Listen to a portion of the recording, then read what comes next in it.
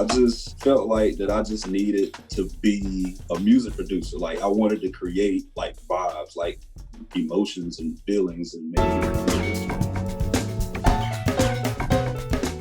Hi, I'm Jamie Hernandez, and this is the Ins and Outs with Mackie. This is a show about awesome gear and awesome people. We'll be bringing you musicians, engineers, podcasters, streamers, and sometimes even the occasional Mackoid. Our guest today is a hip-hop music producer, finger drumming sensation. I'm just so excited to bring him to the show and welcome Trizzy Track. How you doing? I'm doing good. Can I get the reggae sound? So glad to have you on the show. So you've worked with Mackie in the past. You did the DRM summer series with us. We also got the chance to hear you live again at NAMM this year, where you got to perform off of our SRMV class. Let's start with what drew you to start expressing yourself through music. It started from when I was a kid. Waking up early in the mornings on Saturdays, Sundays. Cartoons and all that, and just waking up to just like loud gospel music, playing that my parents played, and I just pretty much got tapped into music at that point. But I always just been like, musically inclined. So what was your first breakthrough when you realized you were making a career in music? It was when I bought my first MPC. Well, I can back up a little bit because I started out creating music back in like 2005 on Fruity Loops. I just felt like that I just needed to be a music producer. Like I wanted to create like vibes, like emotions and feelings and make people feel this way, that way. And music to me is therapy. You know what I'm saying? It helps a lot of people. You know what I'm saying? So I was started at 2005, 2014, 15 is when I bought my first MPC. What is it? The MPC Studio. Okay. Was the first one that I started off with. And I had started learning how to finger drum. So finger drumming, let's talk a little bit about that. I've heard you refer to finger drumming as a drum set on steroids. I love that. It's like live drumming, but digitally, you have 16 pads. Each pad has a sound. Then, I just start a melody and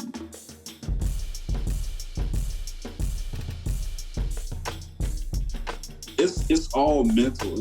It's muscle memory. Well, it's like a guitarist, anybody who plays an instrument, you memorize the strings. You're not, hopefully you're not this person that's looking like this. One thing I really liked when I was stalking you, when I was doing my research on you, that really jumped out at me was that this is how you express your emotions through music. How do you capture that emotion using this instrument the way you're doing it? Yeah. I listen to music a lot. So I can just be like sitting, going through like YouTube videos or run across a ad that's playing like some kind of music that just draws my attention, just depending on how I feel at the time. Whatever I hear at the time, what I'm listening to, I'm going to just tap in, whether it's, taking a sample, from a YouTube clip and just chopping it up like right then and there. Like I have to, in order for me to work on it, I have to actually feel it first before I go to the next phase, which is, the creating process. How do you think this has helped you connect with your audience?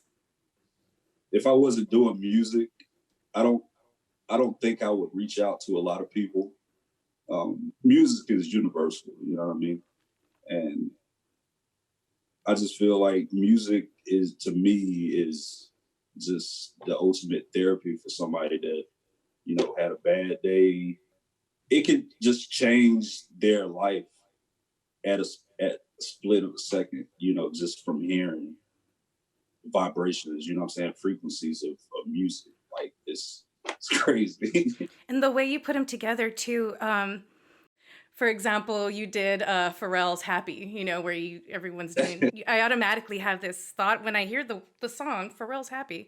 I have this other thought in there, but you made it emotional, and it made me feel like emotional. And all morning, I was just kind of vibing off of that. Yeah, I'm gonna give you a little backstory on that particular song. I was in Cali at the Okay. time when I was for NAM. And I think it was like a day before I was leaving after, being there, performance, all that, blah, blah, blah. I ended up driving to Long Beach because I'm a big foodie. I love Okay. food. And I always like look around for like the best soul food restaurants and stuff like that. So I ended up finding this one place in Long Beach. I forgot the name of it. Forgive me for that. And I walk in, and I ended up ordering my food. I sat down. I'm waiting, whatnot like that. And this guy walks in, and he looks to the left, and he just did like a double take, right? And he was like, "Are you?" I was like, "Yeah." He told me he did music, he played piano and all that, and he told me that I could see you like some sound packs, me playing the piano. I could see like some loops or whatever, just see what you can do with them. It was the first sound out of that folder that I've heard, and I just automatically like just tapped in. Like how you feel like you're happy, but you try to like hide your emotions. So it's like you tell everybody, "Oh man, I feel great. I feel great." Having a smile on your face and blah blah blah. But deep down, you're like really not. You know what I'm saying? Like Yeah. just going through things, at the time. So um, that's pretty much where like the dark piano kind of like blends with the Pharrell vocals because it's more like it's happy, but it's moody, if that makes any sense. Yeah, man. You did a really great job on that track, I have to say. Yeah, thank you. I think that's probably like my favorite track that I made in a long time. That's awesome, man. You seem to have such a great fan base that's just so dedicated to you. They helped you grasp the attention of Meek Mill and Timbaland. Let's talk a little bit about that. And again, I want you to start off by saying what do you want to say to them?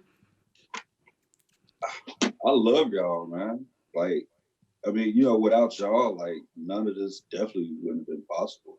You know, um, I started out, creating, posting videos on Instagram, um, with 10 views, 20 views, 30 views, like, to anybody that's, looking to, um, you know, I guess like gain followers or nothing or anything like that. Like I wouldn't even like really focus on that part.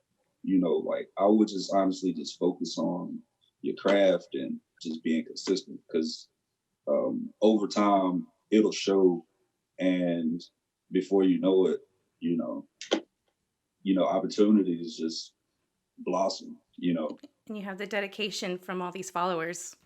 Yeah, I fucking love y'all. you know. And I try to engage with a lot of my fans as possible.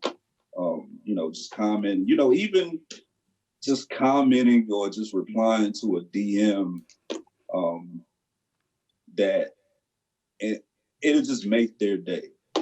Yeah. You know, um, they're happy. Like just me replying to them and just telling them, giving them advice on what they should start out with. From them just showing love and just reaching out like that, and just me just replying to them like that right there alone just makes their whole day. Like they don't even have to listen to the music, like just besides the music. It's just they Absolutely. genuinely rock with me. You know what I mean? Well, you got some recognition for hashtag van vibes, um, where you basically you vibe out in your van. Tell us about what went into that idea. It wasn't really much to it, honestly. Like I said, like I was leaving. I think it was Ohio or Indiana. I can't remember which one, but I was leaving there and just heading back home, and just every time when I'm on the road, I'm always just listening to music. But at that time, like I was listening to like a '70s um, soul, mixed with like current soul playlists, and Okay. that particular song had came on, and it just, I don't know, it just brought something out of me. It's like, all right, this is the one that I'm gonna do today. I didn't never Yeah. expect it to, go viral. Like my whole thing was just creating. You've got a featured production on some pretty big artists' tracks. You want to talk about that? Yeah. Shout out to Cam'ron. Um, Purple Haze 2 album, I had produced a track um, called Ride the Wave. It's like my favorite joint, of course, on the album. But I've always been like a Cameron Dipset, fan. And before that project, well, not before that project, he had a series of Purple Haze, which Purple Haze 1, which was like one of my favorite Cameron albums. And to be on the second installment of that is just an honor. You know what I mean? And it's crazy because like how that came about.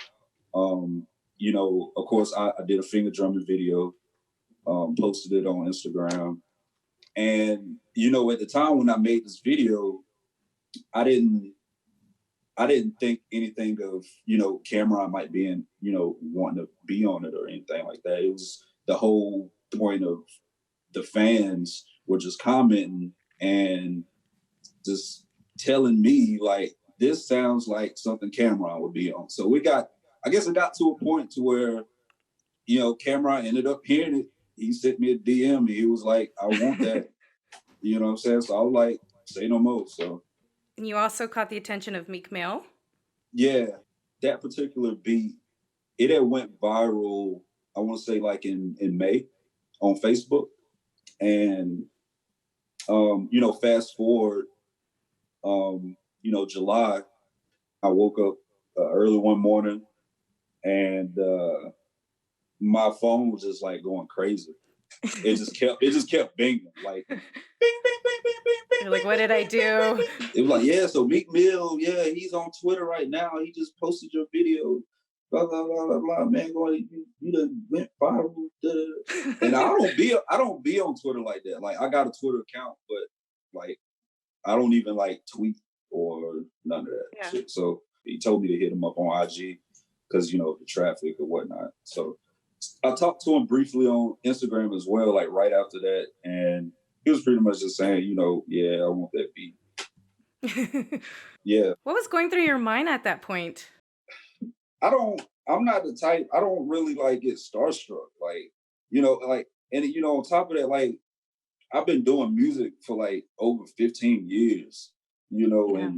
and to just I put in like a lot of like hours, what I'm saying, like Yeah. creating and doing, and and to finally, get that recognition. And then too, it's not even that you're talking to these high profiled artists, but it's been look how far you've come. You were talking about being in Russia and like Yeah, who would have known?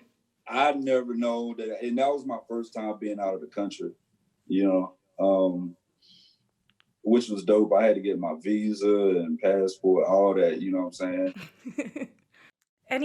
Are there any future music projects we have to look forward to? Yeah, one of my good friends, dope artist named Jay Marshall, we just dropped a single um, on all streaming platforms called Sunday's Best, which I produced. So be on the lookout for that. Awesome. Yeah, shout out to Will Wonder. He's like the dopest videographer that I know. I'm not just saying it because he's my homie, but he's dope. I like how much you shout out to all your friends and how much you all support each other. It shows how important it is, right? It's not just about me at the end of the day. It's not a road by yourself for sure. No, definitely not. I give props where props is due. I spread as much and show as much love to those that contributed to my creative process and all of that. So shout out to y'all, man. So where's a good place for people to go and check out some of your stuff? Instagram at TrizzyTrack, TrizzyTrack. You can catch me on SoundCloud at DaTrackAddict Music Group, Z, or the music is Z and a K. You can catch me on Spotify, all streaming platforms. Don't type in TRIZZY, type in TR exclamation point ZZY and I'll pop up. What else? Facebook at Trizzy, Twitter, DaTrackAddict. What else? Oh, and my website, www.trizzyland.com. Right now, I'm working on doing YouTube tutorials, which is going to be coming pretty soon. So be on the lookout for that. I want to just, go into like the behind the scenes thing of creating. Well, cool. Thanks. We have a fun little segment where we like to ask some one-off questions. So these are not music related. We're going to start off by asking, what movie can you watch over and over and over without getting tired of it? Don't Be a Menace to South Central. I watched that yesterday. You did? I swear I watched that yesterday. Hold on, was that your first time watching? No, hell no. Oh, okay. All right, I was checking. I can damn near almost recite that whole movie, like line for line. Like Friday, that's another one, That's a good one. So since you're a musician, if you were a street fighter, what would be your background music? It'll probably be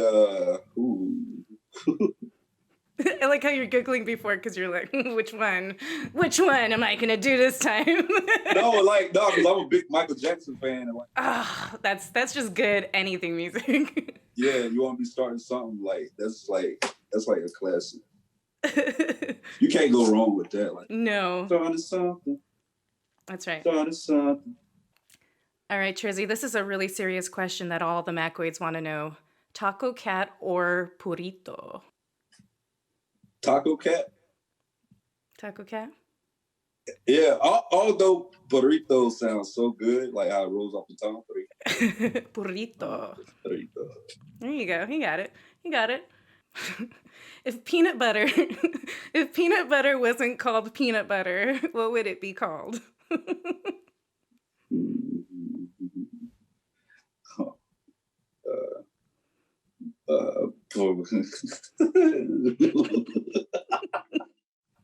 would it be called? It would be called, I guess, it'd be like another form of butter. It'll be considered butter, like margarine, but without the peanut. It'll be like butter, and then it'll say peanut, in parentheses, like butter with peanuts in it or something like that. Well, I think it's ready to let your music do the talking. Trizzy, what do you think? I agree. Totally. So hip-hop music producer and finger drumming sensation making his splashes in the music industry, we present Trizzy Track. Take it away.